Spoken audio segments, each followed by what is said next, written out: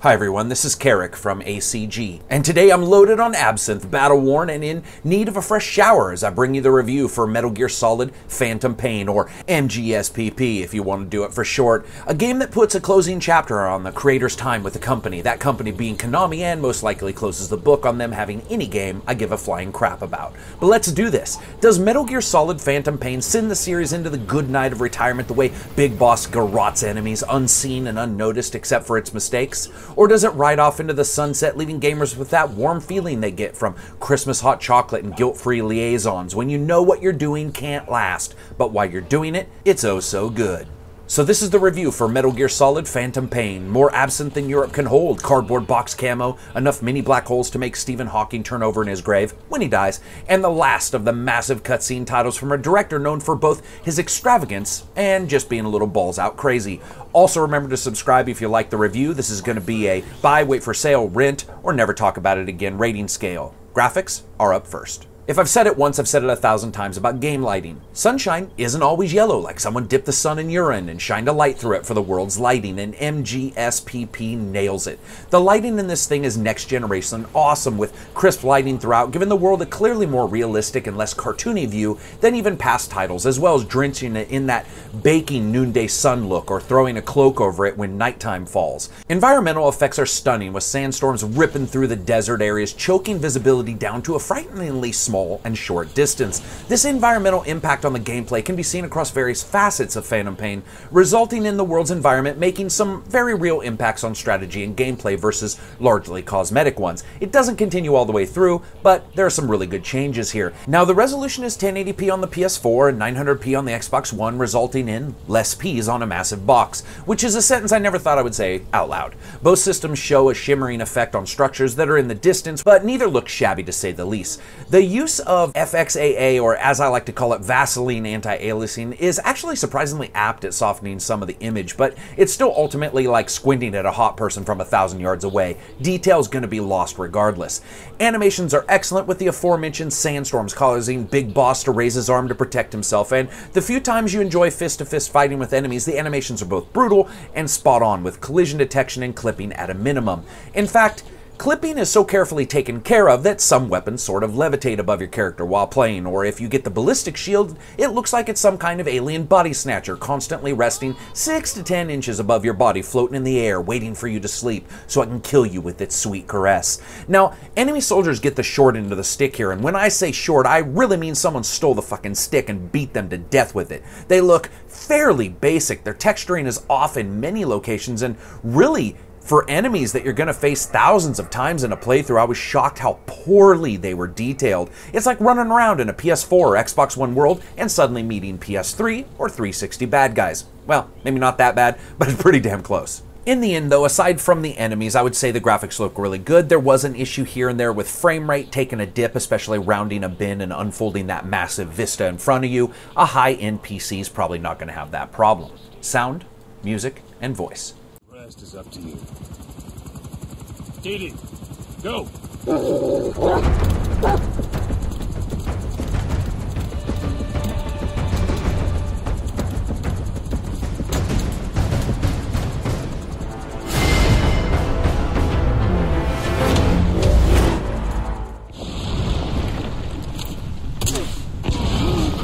Detected.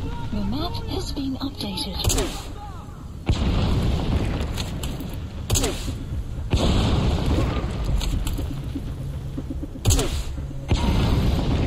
Post captured. A Sahelanthropus alone isn't enough to cause an RMA. He claims that what they're doing in Africa is the missing piece. A weapon to surpass Metal Gear. Meaning it's not just another nuke. Now, the sounds were excellent, with all the various artillery pieces and military equipment holding their own place in the sound spectrum. Sadly, the game does have a large number of audio bugs that can occur on any of the systems, and is apparently related to distance of objects and landscape occlusion. For an entire mission, I had what sounded like a hind helicopter hovering 5 feet above me, but it wasn't. It was over a mile away. Now, other than that, it's good, and when it works, the surround sound is excellent, and the soundscape itself is informational to the player at all times. Music. You know, this I really loved. I dug it. It's a mix of over-the-top rock ballads at times, serene, momentary ambient tracks that make you want to sit down and just relax with your favorite book and a cigar laced with hallucinogenics. I really enjoyed the music. Voice. You know, here's where the rubber meets the road. Some like that Kiefer Sutherland has 24'd the original voice actor from the series, and others hate it. I think it sounds fine, except for the fact that during much of the early gameplay, this is resolved via the same series of grunts that Max used to communicate in the Mad Max film. For some reason, there was a rush to go out and get a Hollywood actor and then tell him to shut up unless he's recording himself on old cassettes. It's an odd way of doing things, and I won't say it's terrible. It's just the fact that later on, when more is said, across the board, the voices are fine, and I just can't figure out why they did it. Though I do admit that Troy Baker's overall voiceover is not one of his best. Perhaps as the character, just that he and Nolan North are basically fame-humping all the other voice spots from actors. Can't hate them because they're popular and because they're good, but goddamn, let some other people eat once in a while. And that brings us to gameplay. Well, first off, though Phantom Pain exists as a willing receiver of the open world genre category listing, I'm not so sure that fits here. Instead, it really should just be called a small sandbox. After a what the hell cutscene at the beginning of the game that involves what appears to be a Killer Instinct character and at least one pixelated butt crack,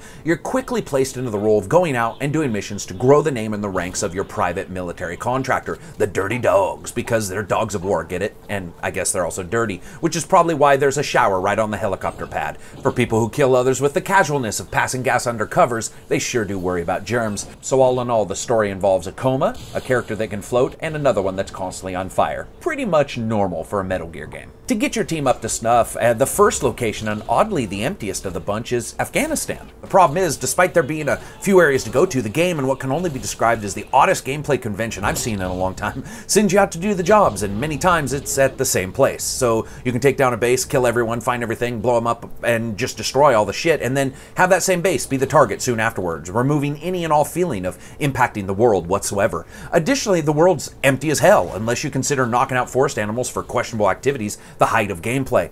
The most you're going to end up doing is ramming your horse over the countryside like an unsteerable missile of pre-churned glue towards your mission location, then jump off your horse and plot your attack, or the reverse after successfully pulling off whatever mission objective you were given. And since, you know, this place is rocky, you would hope to be able to traverse the landscape and maybe climb, but for the most part, Big Boss is afraid of heights and can't climb, meaning many times you're riding your horse for 2 miles because one 10-foot tall rock is too much for a dude who's walked on missiles before to climb up. Later areas suffer from less of these problems, but in the end they still exist. Luckily, once you get to the shooting's good, because the enemy AI is incredibly complex and for the most part has not only various states of alertness and difficulty, but also has some fairly excellent random patterns keeping you guessing as to what they're going to do next. They flank, double flank, and I'm pretty sure I was caught in a pincer movement once. Additionally, these suckers can see at incredible distances, which is awesome, as my #1 pet peeve for many video games is that someone hired the summer camp of the Stevie Wonder School of the Blind to be soldiers. Not here. These guys are some eagle-eyed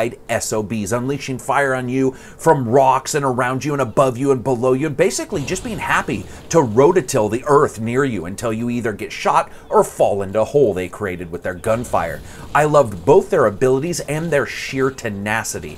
AI like that needs to be applauded. Before and after each mission, credits roll to remind you that Konami may have Hulk Hogan Kojima's soul, removing all manner of his namesake from the outside of the product. He's still in the game, laughing maniacally at the consistent reminders of his presence. Between missions, you upgrade your mother base, move men and women around to research different aspects, and basically take a somewhat bird's-eye view of base management. Now, while Phantom Pain offers a, at times, thrilling and pretty crazy ride through Metal Gear fiction and doles out a good deal of that crazy-ass backstory through cassettes and storytelling that are immensely enjoyable, the fact remains that the world just doesn't reflect the care put elsewhere. You know, much of the gameplay just doesn't mesh and feels like it's different systems connected. You can hot air balloon out captives, wolves, sheep, and men, but not yourself, meaning sometimes you're left to hump or ride an extraordinary amount to finish a mission, resulting in a long drawn out ride to missions and a long drawn out ride away from missions, only to result in a cutscene and ending credits, like something awesome just happened. Imagine jumping out of a cake and yelling surprise 2 days after the event, and you understand the feeling. Now, it's something I can easily ignore, but the base gameplay becomes loading your base with people you have to beat the crap out of and sending them skyward. So the game itself just keeps trying to remind you that when it's all said and done, I would need to go for a Force-like run across the Earth to some random place to get picked up because I wasn't good enough for a hot air balloon ride. You know, traveling the world is also fairly boring, with almost nothing to do but beat the shit out of those same bears, wolves, and sheep, and occasionally pick random herbs. It's absolutely barren, and frankly, regardless of where you go, it gets incredibly boring and repetitive. Coupled with the odd story beats and weird mission structure, you're gonna pass the same 4 rocks like 100 times. It's really very cumbersome and requires a commitment to ignoring it to not, in the end, grow tired of it. You know, luckily though, the gameplay itself is solid, with weapons having their own aiming and reloading timing and idiosyncrasies, leaving you easily identifying some guns you're going to like more than others. Upgrading them is a massive affair, with your mother base being your home to so many upgrades it's almost shocking. All manner of guns can be created, upgraded, and airdropped in, which is a godsend, because unless you go sneaky sneak the entire way, you're going to need some extra ammo at some point. You know, Phantom Pain seems surprisingly open to various playstyles, but there's one thing to be aware of. If you break from a stealth playthrough, or get caught, or in any other way alert the enemy to your presence, they call that in like kids playing telephone on a playground, except this time on the other end of the telephone is a guy with a massive mortar. These kids carry automatics, shoot fairly well, and take forever to give up. In the end, I found out if I was caught, it was best to go full auto, because waiting for the various states of emergency, down to alert, down to we don't give an F, took a great deal of time. Now, if you do go full commando, Phantom Pain takes a far more lenient approach to your ability to suck in massive amounts of fast incoming lead than the previous titles. Either route, commando or stealth, can work, though switching between the two might be a little bit more difficult than some gamers expect up front. And that's okay, because that's a kudo for the AI itself. The real crux I found here is that despite the excellent gameplay, it's trumped by the more enjoyable and ultimately rewarding base building, which ends up affecting your gameplay, because you can't talk to a dead person unless you're Constantine, which means most of the missions are going to play out the same. Run everywhere, knock everyone out, send them to base via hot air balloon ride, and have them work for you. It became almost impossible for me to kill someone unless I absolutely had to, and maybe that's a purposeful design decision, and if so, I applaud the designer. But it would have been awesome to perhaps have a cutscene or other hint that this interplay of death being the useless end of the most useful tool, in this case a human, would make sense in the long run. Another add-on for the base is all this customizing, and if you complete side quests, you can soon customize almost everything at your base, including creating parts for your weapons and sending out your people to do odd jobs. To me, that's when Phantom Pain really opened up and became its own little title in the series. People can talk about the open world, but it's the various flexibilities you have to create your own army and your own armaments, then go out and take on this excellent AI where the game really shines. And it's not really in that open world, but just in the small 100-meter by 100-meter sandboxes that they present. Now, on to bugs a little bit, and I'm going to have to be honest, there are a great deal. Aside from the sound bugs, the game has hard crashed more than half a dozen times across both the Xbox One and the PS4.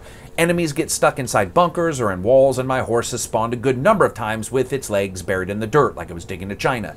Enemies jitter and judder around the level when knocked unconscious, and the less said about the levitating random animals, the better.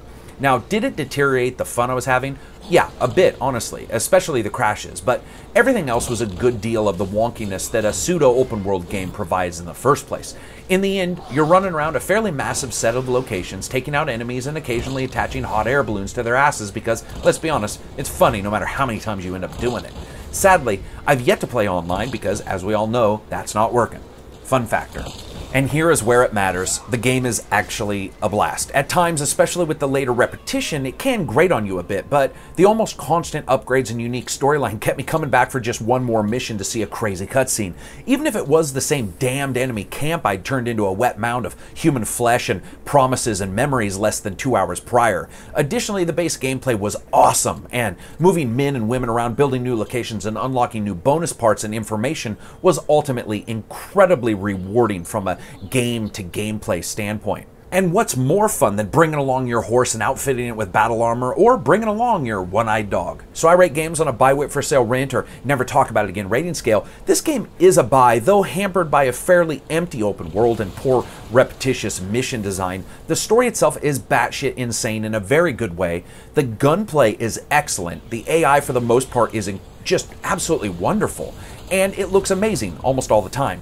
If this is your first foray into the calm and sedate world of Metal Gear, it's probably the best one, to be honest.